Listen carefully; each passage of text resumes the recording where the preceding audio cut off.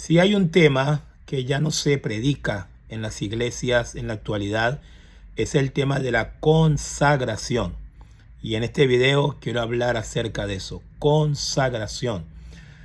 Cuando hablamos de consagración, que la Biblia nos invita en Romanos capítulo 12, esa epístola que el apóstol Pablo le escribió a los creyentes en Roma, Pablo toma los primeros 11 capítulos para tratar temas teológicos muy importantes, temas, explicarle un poco a los romanos de cómo llegaron hasta este punto, la justificación, vivir en el Espíritu, hasta habla de Israel, la elección de Israel y todo.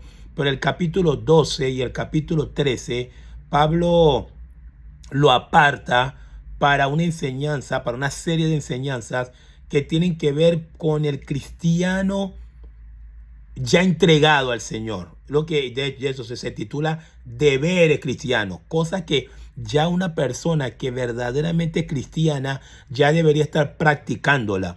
Entonces, una de las principales cosas, uno de los principales deberes que nos enseña el apóstol Pablo, lo encontramos en Romanos capítulo 12, versículo 1, y tiene que ver con la consagración.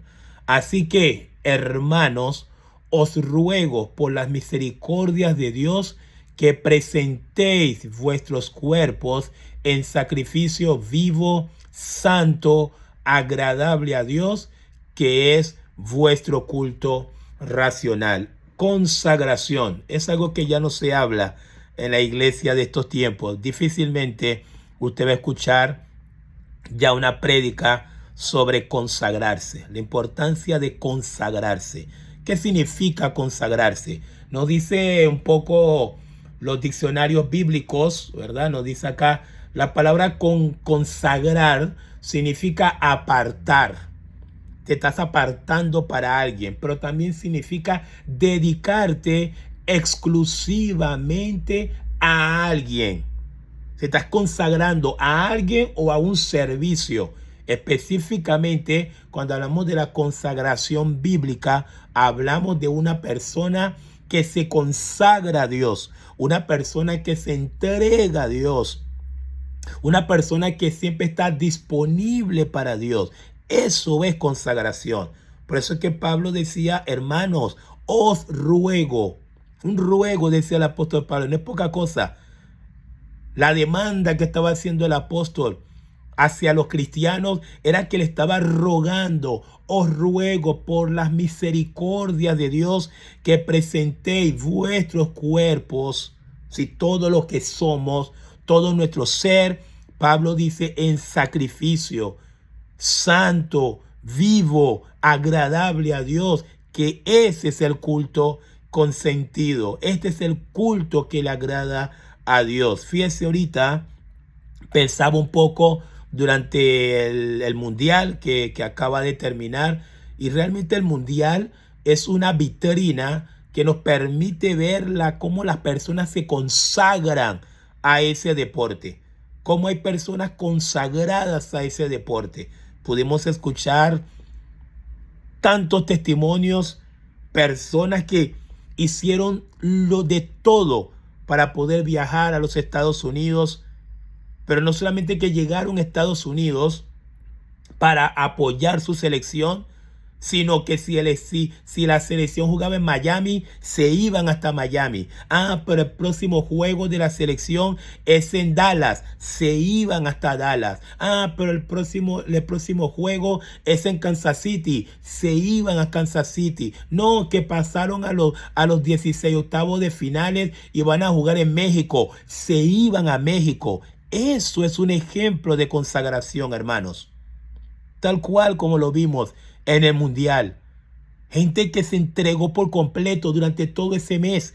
Gente que estuvo inclusive organizándose laboralmente, sacrificando vacaciones que les correspondía y lo iban dejando ahí acumulándose para que pudiesen estar prácticamente todo el mes en ese mundial apoyando a su selección. Gente que no escatimó recursos, gente que no escatimó esfuerzo, gente que no escatimó perder hasta sueño para poder apoyar a una selección de fútbol. Bueno, cuando usted ve todo eso que nos dejó el mundial, tantos testimonios, gente que vendió su auto para pagar un boleto.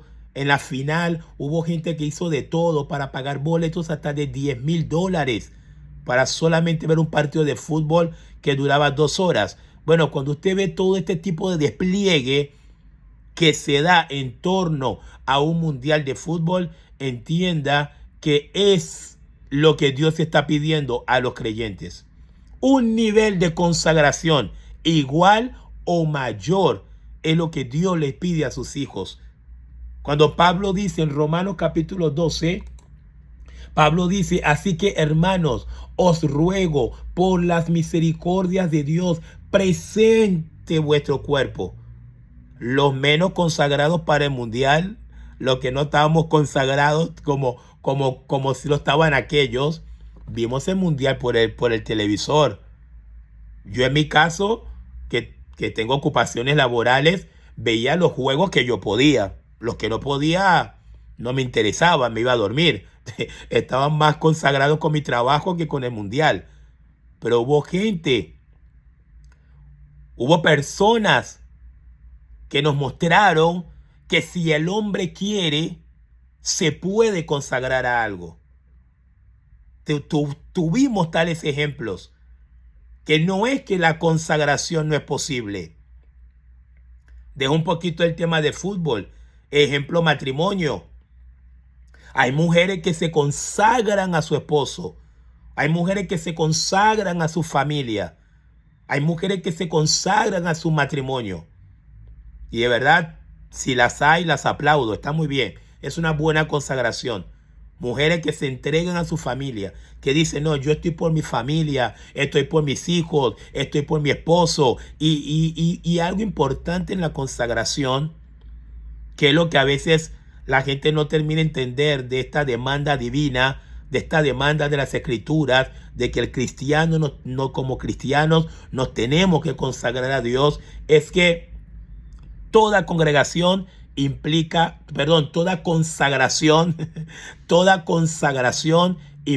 sacrificio. No hay consagración sin sacrificio. Les tomé 2 ejemplos. El ejemplo de las personas que fueron al mundial, el ejemplo de una esposa que se consagra a su hogar. Hay sacrificio. También podemos tomar otro ejemplo. Los que se consagran a su trabajo.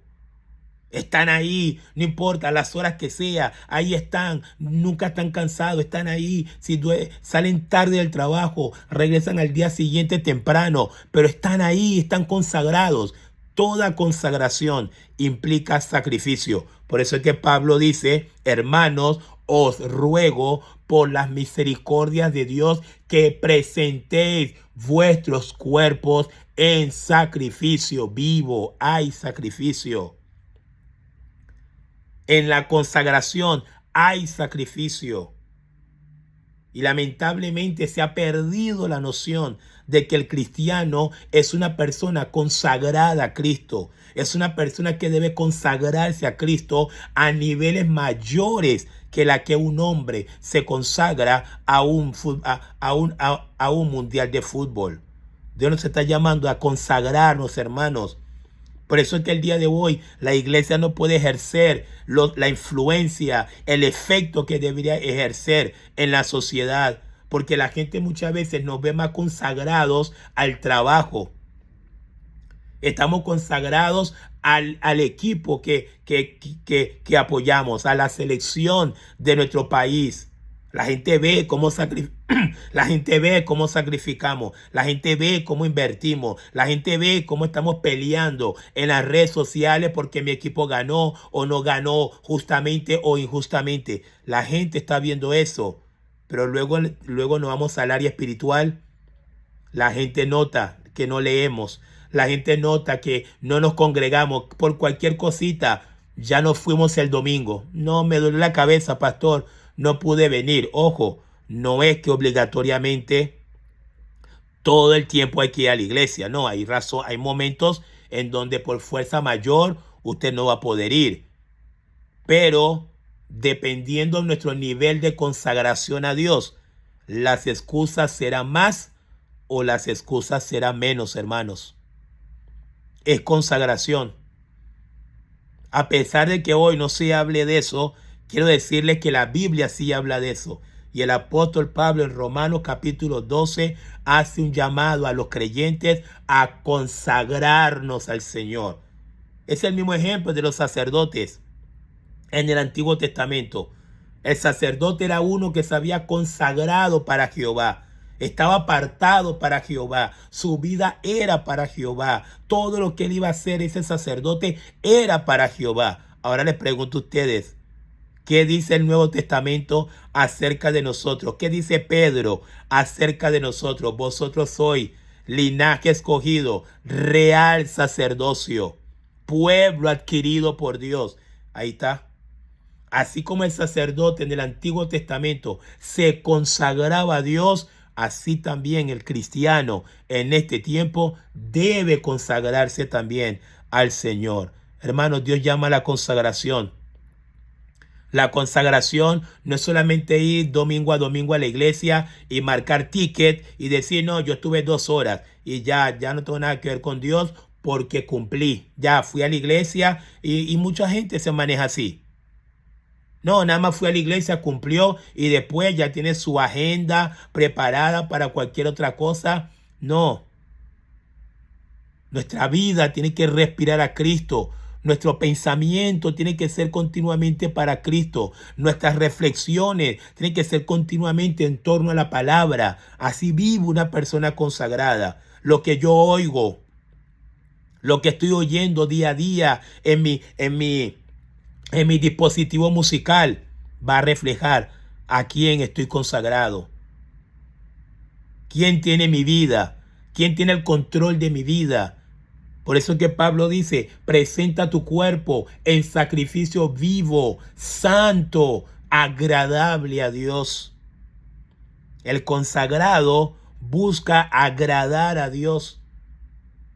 Antes que quedar bien con el mundo, antes que quedar bien con cualquier otra actividad del mundo, debo quedar primeramente bien agradando a Dios. Y si en algo que tengo que hacer en este mundo sé que no voy a agradar a Dios, pues me tengo que abstener. No quisiera que llegara a Dios. No quisiera que Cristo viera que en mí hay más pasión por el Real Madrid que por Él.